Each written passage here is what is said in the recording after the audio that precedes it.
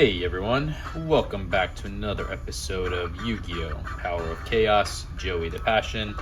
As I always say, I appreciate you being here for the journey, and it has been a journey. So let's not waste any time, let's just jump right into a duel, get that match duel going on, and let's see exactly what Mr. Wheeler has in store for us today.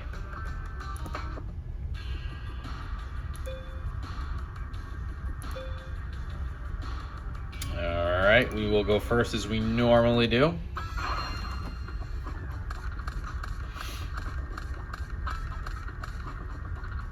Okay, let's see what we got. We got the Diligent Duo, really good magic card. Pay 1,000 life points, randomly select and discard one card from your opponent's hand. Your opponent then selects and discards one card from his or her hand. We got the Share the Pain, offer one monster on the side of your field as a tribute. Your opponent must select one monster on his or her side of the field and offer it as a tribute. We got the Mystical Space Typhoon, that's that counter magic card, destroy one spell or trap card on the field. We got the Snatch Deal, really good magic card. Take control of one of your opponent's face-up monsters. Your opponent gains 1,000 life points at each of his or her standby faces, but we get that monster pretty much forever. We got the Rock Spirit, 4-star monster with 1,700 attack, 1,000 defense, with an effect of this monster can only be special summoned by removing one Earth monster in your graveyard from play. Increase the attack of this monster by 300 points during your opponent's battle phase. And we got the Harpy Brother, 4-star monster, 1,800 attack, 600 defense. So we can only play Harpy Brother, so we will play Harpy Brother. I will use the Diligent Duo just to burn 2 of his resources right away. At the cost of 1,000 life points, that is a very easy trade to make. Oh boy. Okay, so this is the Fiend deck. And he got rid of 2 very powerful cards, so very happy about that. The Gemini Elf, as I always say, hate when my opponent has this card, love when I have it. 4-star monster, 1,900 attack. It is the highest attacking monster you can have in this game that does not require a tribute. And you also got rid of the Slate Warrior, which is an even stronger monster than Gemini Elf because of its effect. It's also a 4-star monster with 1,900 attack, 400 defense, but the effect of Flip increase the attack of this card by 500 points, which you're almost never using because you want to play in attack mode, but it also has the effect of any monster that destroys this card must decrease its attack by and defense by 500 points. We would love to get 3 Slate Warriors into this deck. So happy to see those go away. I'll throw a Mystical Space Typhoon down just in case if he wants to destroy something, he can destroy that. I won't be too sad to see the Mystical Space Typhoon get destroyed. It is a good card, but I like our other cards right now.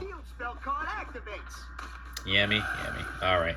So he is playing Yammy, that's that field spell card. Increase the attack and defense of all fiend and spell type monsters by 200 points. Also decrease the attack and defense of all fairy type monsters by 200 points. I'm surprised he didn't discard that and keep the Gemini Elf in his hand, but maybe he's got something better. I don't know. And he is playing a monster in defense mode. We got the Morphing Jar number 2, really good defensive card. 3-star monster with 800 attack, 700 defense, with a flip effect of return all monster cards on the field to their respective decks and shuffle them. You and your opponent then pick up cards until you both have the same number of monster cards, level 4 or lower, that will return to each deck. Special summon the monsters on the field in face down defense position. Any other cards picked up are discarded to the graveyard. Let's see what this is first before we decide if we want to play Morphing Jar or not. Probably am going to play it, but I want to see what this is. It is a Giant Germ. That's that 2-star monster with 1,000 attack, 100 defense. When this card is sent to the graveyard or results of battle, inflict 500 points of direct damage to your opponent's life points. You can also take cards of the same name and special summon them in face-up attack position. The deck is then shuffled. That's what he did. He got 2 more. Yeah, I'll just put them more. I haven't played a monster yet, so I will put this down. We'll try to reshuffle the deck and get him to put those cards back into his deck. I do want to feel a little bit more protected here. And if he's going to tribute, this is really good to get the Morphing Jar down. So he is sacrificing one of them. He is bringing first that Beast of Gilfer. So it's not going to matter, but Beast of Gilfer is a 6-star monster, which we had in our deck as a tribute monster with 2,200 attack, 2,500 defense, with an effect of when this card is sent to the graveyard, it can be treated as an equipped spell card and can be used to equip one monster on the field. The attack of the equipped monster is decreased by 500 points. So, perfect. We will send his Beast of Gilfer back to the deck, as well as our Harpy Brother. And the Fairy Box goes to the graveyard. Dark Necrofear goes to the graveyard, and we do have to deal with the Earthbound Spirit. We got a Penguin Soldier, though, so that works.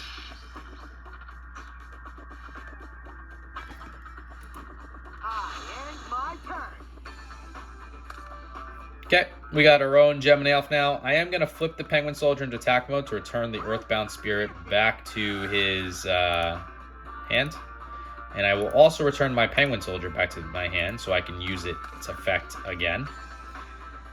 We'll summon the Gemini Elf now, and I can get the Rock Spirit onto the field for free as a special summon by removing the Morphing Jar number 2 from play. So we'll do just that. And that's going to be some big damage. Big damage going his way.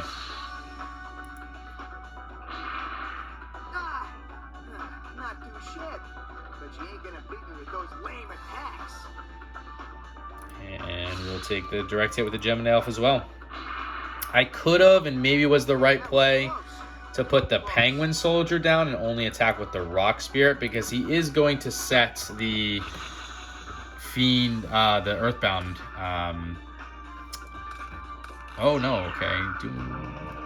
Oh, he's bringing his own Rock Spirit down. Okay, and that's going to be the Earthbound Spirits. That's the 2,000 defense monster, but it's fine. We can get him on the next turn, probably. Or we can just use this. Dimensional Warrior, 4-star monster, 1,200 attack, 1,000 defense. When this card attacks or is attacked, both this card and the opposing monster are removed from play and cannot return during the current duel. So yeah, that's an Earthbound Spirit. We know it's an Earthbound Spirit. Let's use the Dimensional Warrior to get rid of that thing and remove it from play. So I will take the hit to the life points. That's okay. I'll take the 1,000, but both of those go bye-bye. And I don't have to deal with that anymore, so that's good. We'll use the Rock Spirit to attack his Rock Spirit and destroy it.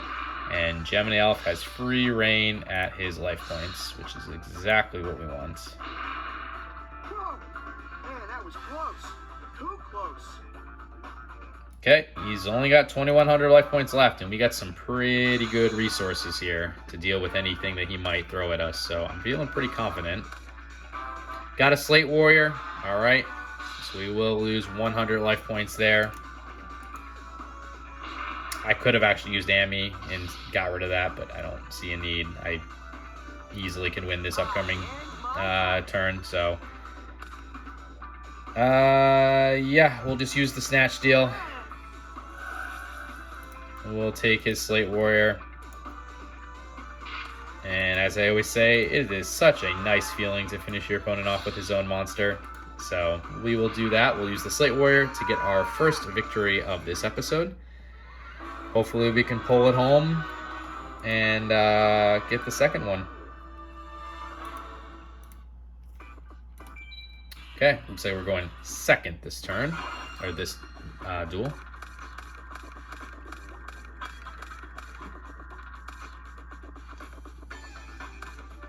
Okay, Sagan. Let me give you a little hint. You better be careful, because this card's a trap. And a card face down. So Sagan, we've seen many a times. 3-star monster with 1,000 attack, 600 defense.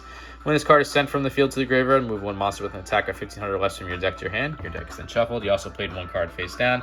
We got Penguin Soldier again. We got the Dimensional Warrior again. We also got Negate Attack, really good trap card. When your opponent attacks with a monster, all attacks are negated and the opponent's battle phase ends. We got the Torrential Tribute, really good trap card. You can activate this card when a monster is summoned, including flip summon and special summon, destroy all monsters on the field. We saw Heartbreach Brother in the first duel, and we also got the Change of Heart. Select and control one opposing monster regardless of position on the field until the end of your turn. So I'll put the Negate Attack down. I'll summon the Harpy's Brother to destroy the Sangan. He's probably going to get a Gemini Elf or a Slate Warrior into his hand now. No, an Earthbound Spirit, okay. He's going defensive. I was going to say maybe I should put the Torrential Tribute down as well to get rid of it if it was a Slate Warrior, but alright, Earthbound Spirit. I activate my spell card. Tribute to the Doomed. Okay, we are going to lose our Harpy's Brother. He did get rid of Beast of Guilford, what we saw last deck. He is summoning a giant germ, which we also saw last duel. So I don't need to go over all those. Tribute to the Doom, though, is a really good spell card. It's one of my favorite all-time spell cards because it did help me win a tournament where you can discard one card from your hand to the graveyard to destroy one monster on the field regardless of position.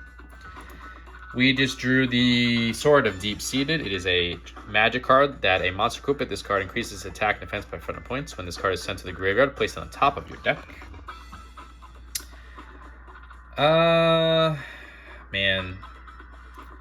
I can't believe I have to probably waste the Dimensional Warrior, but it is what it is. So we'll summon the Dimensional Warrior, and we will use it to go to battle with the Giant Germ, removing both from play. So at least he can't get 2 more Giant Germs on the field. That was why I was like, that's not necessarily a bad trade, because otherwise he would have brought 2 more Giant Germs on the field. So okay. Call the Haunted. So the continuous trap card. We'll talk about it in a minute. Nah, I'll let the damage go through. I do have negate attack down, but don't feel like I necessarily need to deal with it right now. Alright, and he also summoned an Earthbound Spirit, which is weird, and played a card in defense mode. So, yeah. So call the Haunted, continuous trap card. Select 1 monster from your graveyard and special summon it in face-up attack position. When this card is destroyed or removed from the field, the summoned monster is destroyed. If the summoned monster is destroyed, this card is also destroyed. So we just got a Giant Red Snake. That's a 4-star monster with 1800 attack and 800 defense. Let's play that Giant Red Snake. And let's destroy the Earthbound Spirit. Kunai Chain. That's probably why he did it.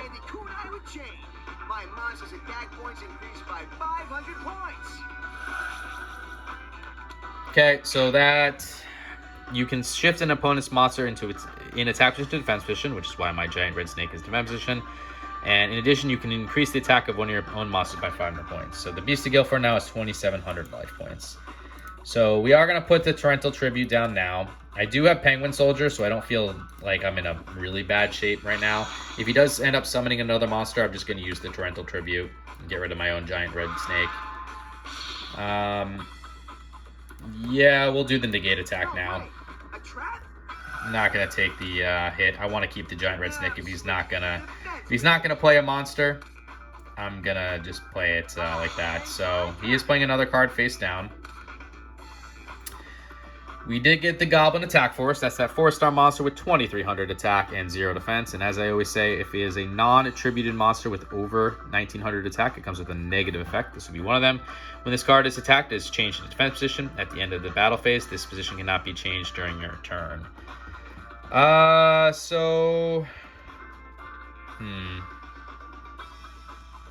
wondering if I should go Goblin Attack Force with the Swords of Deep-Seated, or if I should just do the Penguin Soldier route. I think I'm going to go with the Goblin Attack Force. So we'll take the Goblin Attack Force into attack mode. I'm going to shift the Giant Red Snake back into attack mode. I'll activate the Sword of Deep-Seated and use it to equip my Goblin Attack Force, bringing his attack up to 2,800, and this will allow us to break through the Beast of Guilford. Because now he'll attach the Beast of Guilford to my Goblin Attack Force, right? Yeah, but Goblin Attack Force is going into defense mode anyways, so I don't really care too much about that. We're probably going to lose it. Can't break through the Giant, the Earthbound Spirit just yet, but at least we got rid of the Beast of Guilford. Okay, so that's Yami. We saw that in the first game. Okay. Can't get rid of our Goblin Attack Force, so that is a good thing. Drew the Twin-Headed Fire Dragon, our only tribute monster at 6 stars, 2,200 attack, 700 defense, very weak, but we just don't have any good tribute monsters right now. I could bring it forth, though. Yeah, why not? We'll use Change of Heart. We'll take control of his Earthbound Spirit, and I will tribute his Earthbound Spirit for the Twin-Headed Fire Dragon to bring it onto the field. And now we can save our Penguin Soldier for, okay, Scapegoat, good defensive card here.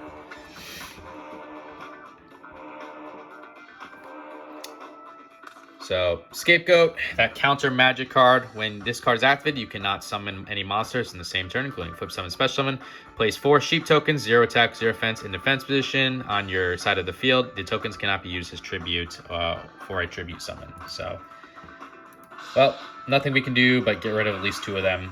He is protecting himself rather well, but that's fine. If he doesn't get another monster on the field, at least this upcoming turn, we can get the Goblin Attack Force back into attack mode. That would be very beneficial to us. And he is, though. Rock Spirit. Oh, but in defense mode. Okay. And Copycat. That sucks. That's gonna hurt. Now, which monster should I choose? Should I just blow it all up? Should I just blow it all up? Because he's gonna have a 2,500 attack monster right now.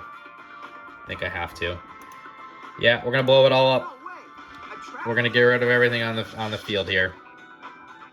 Copycat's too dangerous to deal with, especially taking control of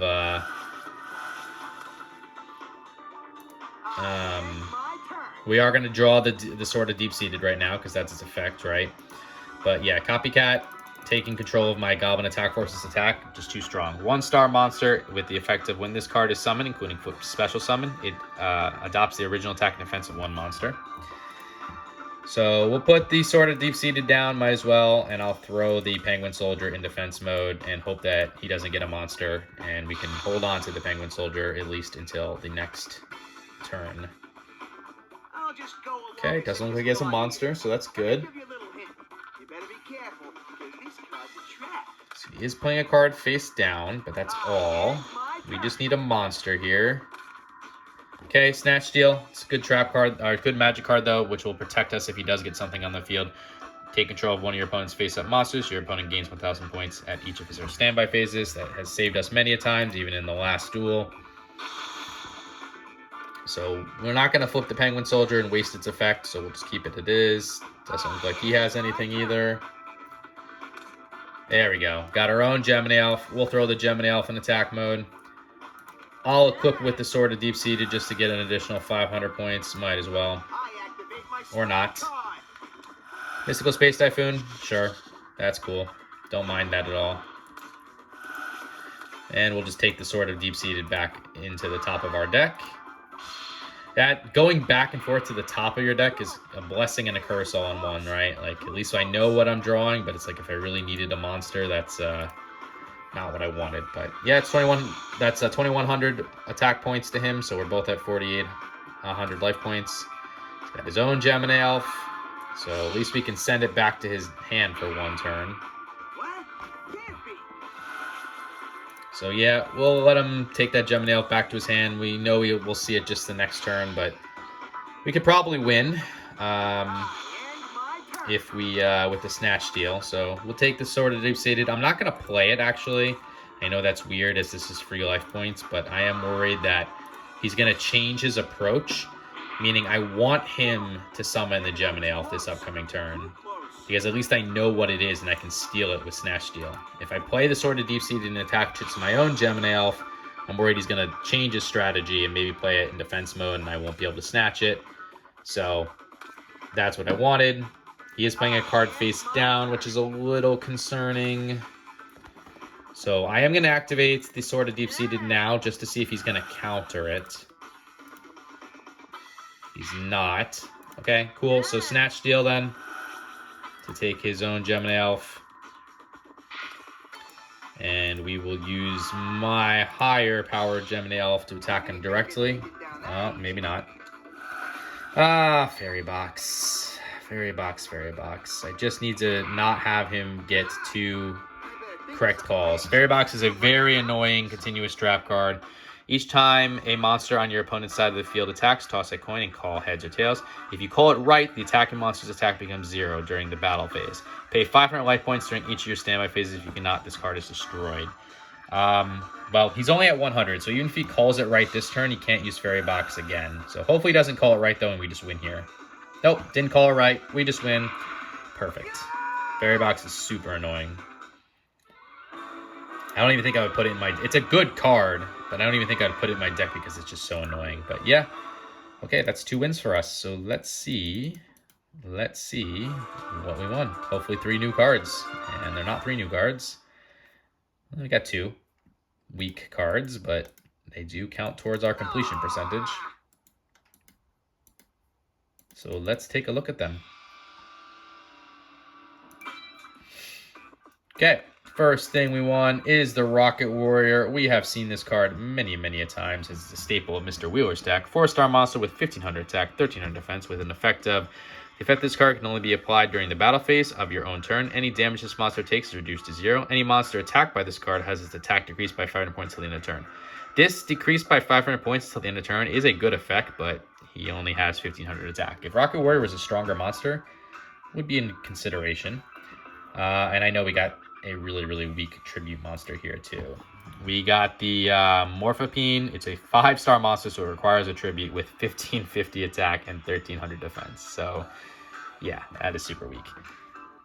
But like I said, it does improve our clear condition here, which is to get all the cards. And speaking of all the cards, we now have 109 out of the 350 required for 31.1%. So anyway, guys, I appreciate you guys being here for this episode. If you have enjoyed this content, consider liking, subscribing, commenting, all that fun stuff. You don't have to, but I do appreciate it if you would. And until the next episode, later.